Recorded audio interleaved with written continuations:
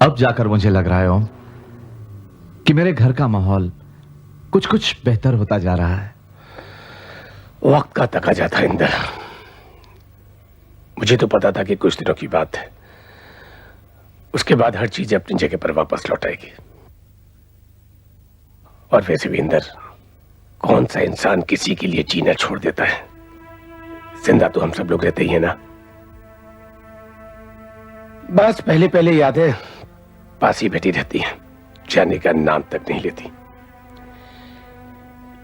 लेकिन जैसे जैसे वक्त गुजरता जाता है ना इंदर, यादें भी उस इंसान की तरह हमसे दूर होती चली जाती हैं। फिर वो कभी कभी आती हैं, फिर कुछ दिनों बाद आती हैं, और एक दिन अचानक याद आनी बंद हो जाती है।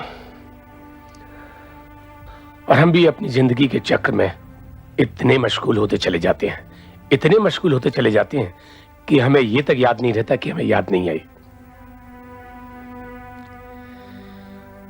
फिर याद करने पर याद आती है इंदर। ये भी बहुत तकलीफ की बात है।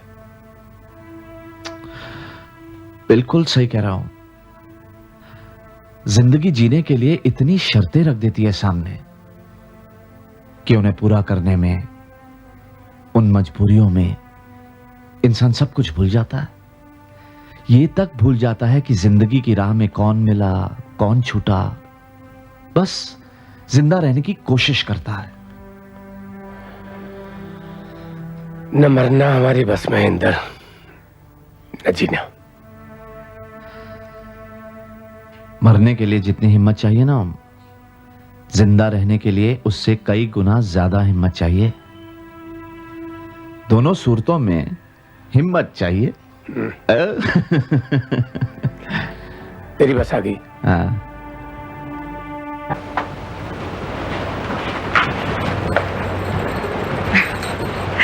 नमस्ते आंटी जी। अरे नीना, कैसी है बेटा? मैं बिल्कुल ठीक हूँ, आप बताइए। बस ठीक। क्या मम्मी के पास आई थी? नहीं, मैं आपसे मिलने आई थी। हमसे? अरे वाह, ये तो बड़ी अच्छी बात है।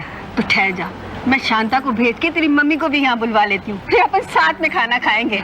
तुम दोनों बातें करो, मैं अभी आई। अच्छा, तो बहुत काम हो रहा है? हाँ, नहीं, हो गया, बस एक कपड़ा बाकी। करूँ? हाँ, कर ले। माँ, मेरा चेकबुक तुम्हारे पास है ना? हाँ, क्यों? वो मुझे दे दो। तुझे चेकबुक की क्या जरूरत पड़ गई? मुझे पैसों की जरूरत है।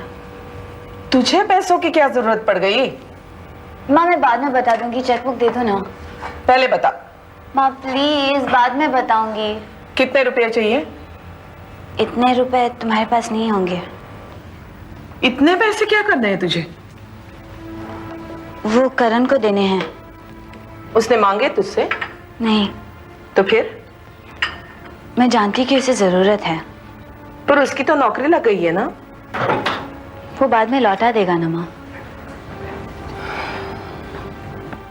उमा, मैं नहीं चाहती कि तुम्हारी और करण की दोस्ती में कोई भी फर्क आ जाए। तुम दोनों बचपन से साथ में बड़े हुए हो, दोनों ने एक दूसरे को भली भांति जाना है, और इस किस्म की कोई भी चीज तुम्हारे बीच में न आई है और न आनी चाहिए।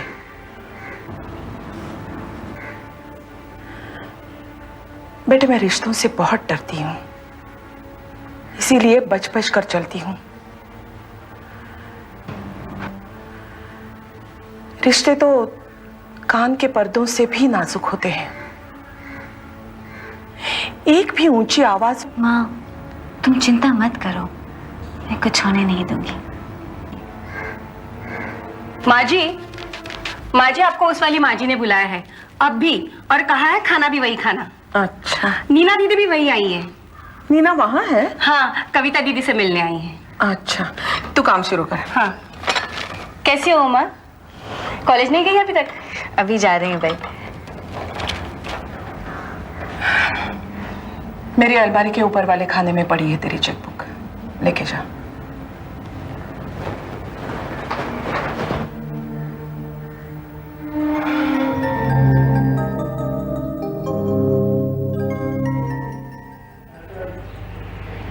ये तो बहुत अच्छी बात है करण कि तुम वापस पढ़ना चाहते हो। Yes sir.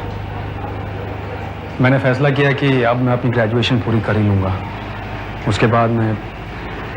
Good, very good. Sir लेकिन कॉलेज में दोबारा एडमिशन। मैंने तुम्हारा नाम काटा ही कब था? मैं तुम्हारे क्लास टीचर को बोल दिया था कि रजिस्टर में तुम्हारे नाम के आगे कुछ न लिखे, और जब तुम वापस आओ तो तुमसे एक एप्लीकेशन ले लो। सर मुझे यकीन था करण तुम जरूर वापस आओगे। जज्बात के बहाव में आकर कोई कदम उठाना ठीक नहीं होता, कभी भी नहीं। Yes sir. हाँ, लेकिन सिक लीव की एप्लीकेशन देना मत भूलना। कल सुबह ही दे देता हूँ सर। हाँ, तो तुम अब सुबह पढ़ाई करोगे और शाम को नौकरी करोगे? जी सर। बाय द वे, तुम नौकरी कर कहाँ रहे हो? है कोई भला आदमी सर जो मुझे समझाए और मेरी मदद भी कर रहा है। भैया, मैं कविता को बहुत चाहता हूं, और ये बात आप अच्छी तरह से जानते हैं कि मैं आज से नहीं बल्कि हमेशा से कविता को चाहता था। मैं तो शादी भी कविता से ही करना चाहता था। वो तो हम सब जानते हैं विजय, पर अब उसकी एक बेटी भी है जो कि काफी बड़ी है। तो क्या फर्क पड़ता है? अरे फर्क तुझे नहीं पड़ता, मगर समाज। कैसी बातें कर रहे हैं आप भैया? समाज तो सती को मानता है। पर विजय, मैं चाहता हूं कि तू अपनी शादी बड़ी धूमधाम से करे। तू भी तो मेरा एक ही भाई है, इकलौता, छोटा। देख, मैं नहीं चाहता तेरी जिंदगी में कोई ऐसी लड़की आए जिसकी जिंदगी में तुझसे पहले भी कोई था और वो उसे चाहती थी। लेकिन भैया, वो अब है तो नहीं ना? पर उसने तो उसे नहीं छोड़ा ना, वो तो हालात की वजह से बिछड़े हैं। भैया, आप मेरे प्यार पर भी तो भरोसा रखिए। नीना, कहीं ऐसा तो नहीं कि मेरी वजह से करण को? बिल्कुल भी नहीं। वो अच्छी तरह जानता है कि तेरी जिंदगी में विशाल के अलावा दूसरा कोई आ ही नहीं सकता, और ये बात मैंने एक बार नहीं बार बार दोहरा के उसे समझाई है। देख नीना, करण अभी बच्चा है, उसे इन सब बातों का पता नहीं और अंदाजा भी नहीं है। उसे तो ये भी पता नहीं चलेगा कि उस पर ये एहसान क्यों किया जा रहा है। वो तो बस विजय को पूछता है, न जाने क्या क्या मांगता है। और क्यों ना, विजय उसकी जिंदगी में उस वक्त आया जब वो। कविता, विजय करण पर कोई एहसान नहीं कर रहा, और ना ही वो तेरी वजह से उसे नौकरी दे रहा है। मैं विजय को बहुत अच्छी तरह जानती हूँ, वो दिल का बहुत अच्छा है, और अगर वो करण को नौकरी दे रहा है तो सिर्फ इसलिए कि श्रुति चाहती थी कि वो उसे नौकरी दे। हाँ, श्रुति करण से प्यार करती है।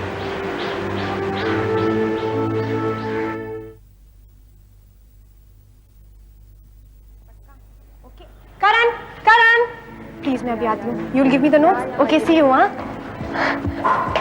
करण, एडमिशन हो गया? वो तो सर ने ऑलरेडी लीव लिखी थी। Good, I am really happy for you Karan. अब तुम कॉलेज में हमारे साथ वापस आ गए हो। श्रुति, अगर सच कहूँ तो। कुछ मत कहो तुम करण। नहीं श्रुति, तुमने ऐसे वक्त में मेरी मदद की है कि। करण, मैंने तुम्हारी कोई मदद नहीं की है। अब चाहे मानो या ना मानो, मगर श्रुति, इस वक्त मुझे नौकरी की सख्त जरूरत है। और भैया को जरूरत थी कि कोई उनका हाथ बटाए, काम की जिम्मेदारी ले। भैया, मुझे ऐसी कोई जरूरत नहीं थी कि मैं करण को नौकरी पर रखूं। मेरा कविता को चाहना और करण को नौकरी पर रखना, ये दोनों बिल्कुल अलग अलग बातें हैं। मैंने करण को नौकरी इसलिए दी क्योंकि श्रुति ने मुझसे कहा था, उसने मुझसे रिक्वेस्ट की थी। शायद वो दोनों बहुत अच्छे दोस्त हैं, दोनों एक ही कॉलेज में, एक ही क्लास में पढ़ते हैं। नीना, ऐसा कुछ भी नहीं है कि मुझे किसी जीवन साथी की जरूरत महसूस हो रही है या मुझे किसी एक आदमी की जरूरत हो। मेरे लिए अपना ये परिवार ही बहुत है। करण, माँ, पापा, मेरी बेटी सपना, और फिर किसी का भी विशाल की जगह ले पाना मुमकिन ही नहीं है। नीना, मैं विशाल को बचपन से चाहती थी, बचपन से सिर्फ उसी को देखा। आसपास और कोई आया भी तो नहीं था। मेरी नजरों को विशाल की आदत पड़ गई थी। बिल्कुल वैसे ही जैसे करण अब उमा के लिए बन गया है। पर करण उमा से प्यार भी तो नहीं करता ना। वो उसे बेहद चाहता है, सबसे ज्यादा चाहता है। पर मैं जानती हूँ। तुम उसे समझाती क्यों नहीं? मैं क्या कहूँ उसे? अगर उसने पलट के कह दिया कि ऐसी कोई बात ही नहीं है तो? क्या उमा जानती है कि श्रुति भी करण से प्यार करती है? शायद।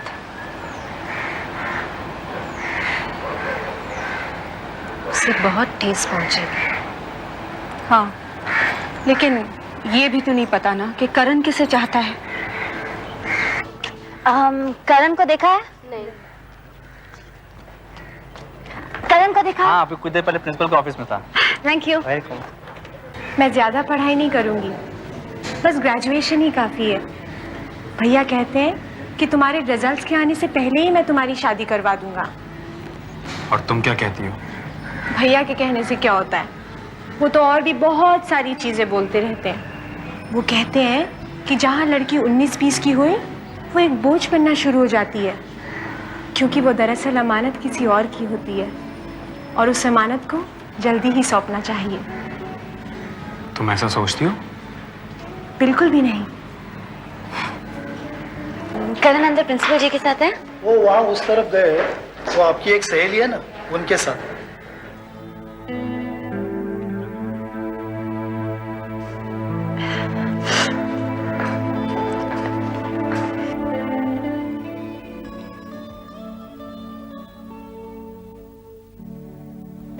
भैया तो ये भी कहते हैं कि श्रुति, अगर तुम्हें अभी कोई लड़का पसंद आ जाए तो मुझे बता दो।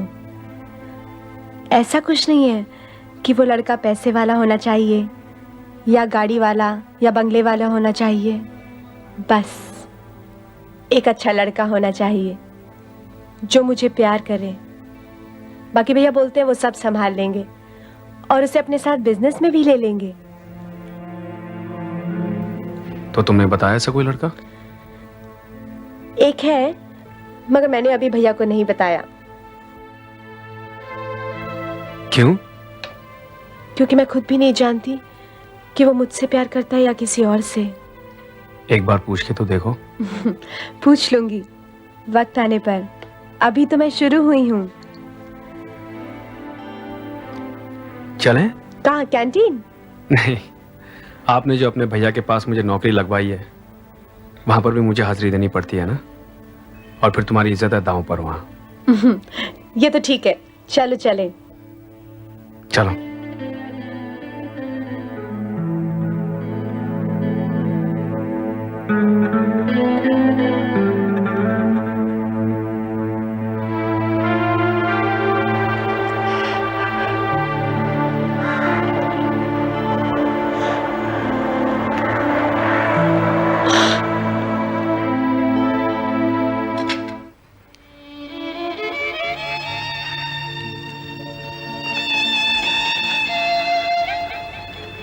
माँ।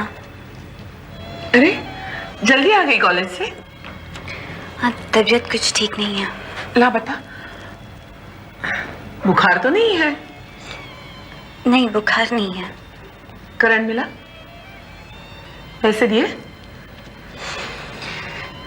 ये लो पैसे।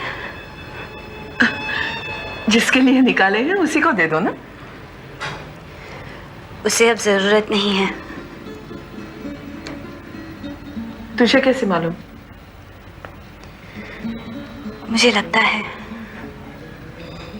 पर फिलहाल ये पैसे तुम अपने पास रख दो, जब जरूरत होगी तो मांग लूंगी।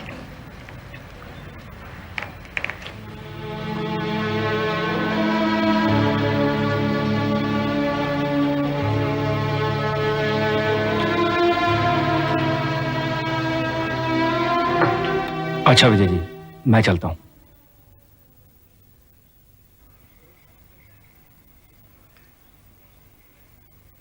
करण, ये तुम मुझे विजय जी कब से कहने लग गए? पहले तो शायद विजय भैया कहते थे ना? जी दरअसल आज तक मैंने आपका नाम इस्तेमाल किया ही नहीं। जब भी मिलता था यूं ही बात कर लेता था। पर अब विजय जी कहने ही तो। बड़ा अजीब लगता है करण। बैठो। मैंने तुम्हें बहुत छोटे से देखा है, बिल्कुल श्रुति की तरह। तुम मुझे विजय जी मत कहा करो, कानों को कुछ ठीक नहीं लगता। थोड़ा वक्त गुजर जाने दीजिए, आपके कानों को भी ठीक लगेगा और आपको आदत भी पड़ जाएगी। अब कहां, घर जाओगे? जी मेरी पूरी कोशिश रहती है कि मैं शाम को घर जल्दी लौट जाया करूं, क्योंकि शाम ही एक ऐसा समय होता है जब अकेलापन घर में घिर जाता है और भैया की याद घर में महकने लगती है।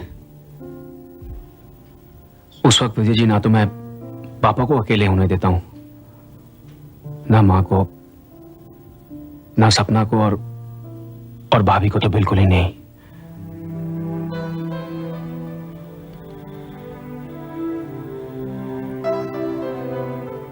अच्छा विजय जी, मैं चलता हूं। अच्छा करण, कल मिलते हैं। और अगर ऑफिस में किसी और तरह की परेशानी हो तो झिझकना मत, मेरे पास आके मुझे कह देना।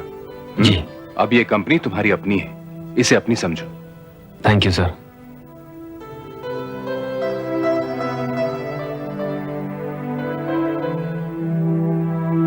सो गई इतनी जल्दी आंटी?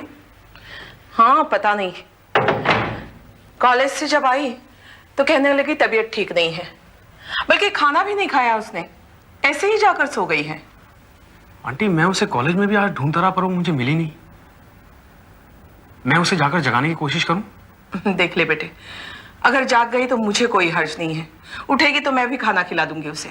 ठीक है आंटी।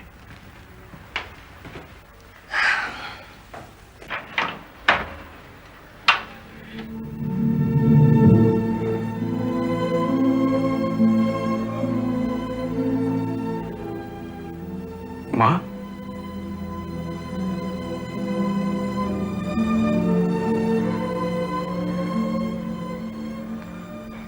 उमा,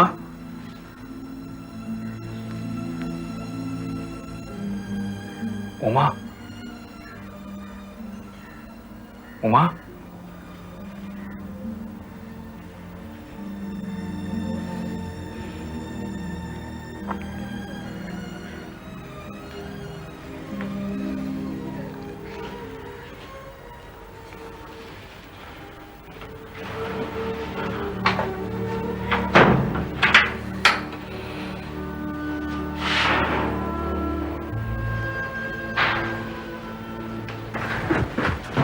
मैं चलता हूं आंटी। नहीं उठी ना? नहीं आंटी, गहरी नींद में सो रही है, उससे कह देना मैं आया था, कल सुबह फिर आऊंगा। अच्छा बेटे। नमस्ते आंटी। नमस्ते।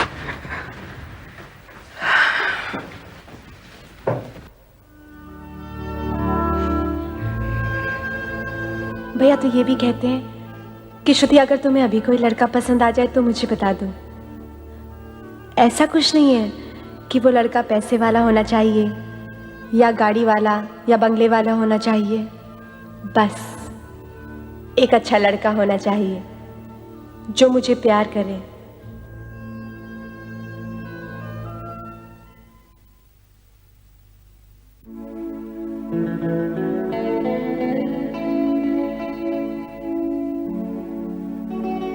आपने जो अपने भैया के पास मुझे नौकरी लगवाई है वहां पर भी मुझे हाजिरी देनी पड़ती है ना, और फिर तुम्हारी इज्जत है दांव पर वहां।